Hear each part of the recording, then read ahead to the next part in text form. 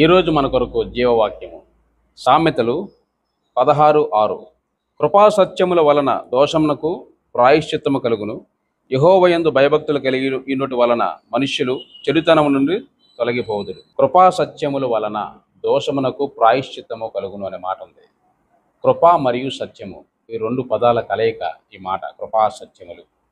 సత్యము గురించి మనం మాట్లాడుకుంటే సత్యము అన్నది స్టాండర్డ్గా ఉంటుంది అన్నమాట.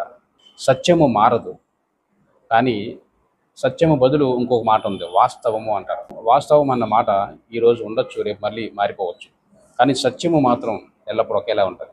ఇక్కడ సత్యము మారదు కాబట్టి దేవుడు ఎప్పుడూ కూడా మారడు అని అర్థం. మనం చూస్తే కృపా సత్యములు వలన దోషమునకు ప్రాయశ్చిత్తం అంటారు. దోషము అంటే ఏంటంటే పాపము, దోషం అంటాం. దోషానికి ప్రాయశ్చిత్తం కలగాలంటే మనుషుల యొక్క దోషము, మనుషుల యొక్క పాపము ఆయన మీద వేసుకొని పరలోకం నుంచి భూలోకానికి వచ్చాడు యేసు ప్రభు. భూలోకానికి వచ్చి సర్వ మానవాళి పాపాన్ని తన మీద వేసుకొని శిలువలో మరణించాడు. ఆ మరణం మనందరికీ ప్రాయశ్చిత్తాన్ని కలిగించింది. అంటే సత్యము ఏంటంటే సత్యమైన దేవుడు పరలోకం నుంచి భూలోకానికి వచ్చి మన కోసం మరణించి దోషాన్ని ప్రాయశ్చిత్తంగా ఆయన చేసినట్లుగా మనం చూస్తాం. మనం కృప కోసం ఆలోచించుకుంటే కృప కూడా రెండు పదాల కలయిక, ప్రేమ మరియు కనికరం కలిస్తే కృప అవుతుంది. ఇక్కడ మనం చూస్తే కృప మరియు సత్యం అన్నది కలవడం అసాధ్యం, కానీ సిలువలో కలిసినట్లుగా మనం చూస్తాం. కీర్తనల గ్రంథంలో మనం చూస్తే కృపా సత్యములు కలిసిపోయినవి అని ఉంటుంది.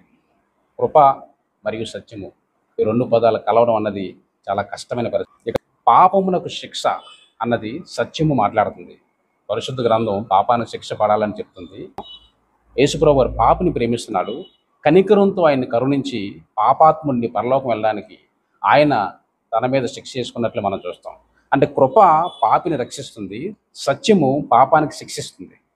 ఈ యొక్క మర్మాన్ని మనం చూస్తే సిలువలో యేసుప్రభువు వారు మరణిస్తున్నప్పుడు పాపానికి శిక్ష కింద ఆయన మరణించాడు, అది సత్యం. అది కృప ఏంటంటే ప్రేమతో పాపిని క్షమించి ఆయన కనికరించినట్లు మనం చూస్తాం.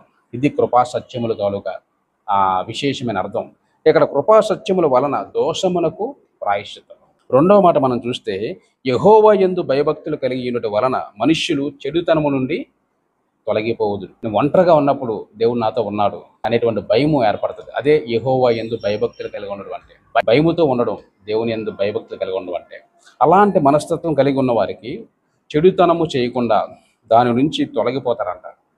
కాబట్టి చెడుతనము చేయకుండా ఉండాలంటే మనకి దేవుడు అంటే భయం ఉండాలి. దేవుడు అని చూస్తున్నాడు అనేటువంటి కాన్సెప్ట్ మనలో ఉంటే చెడుతనం మనం చేయలేం.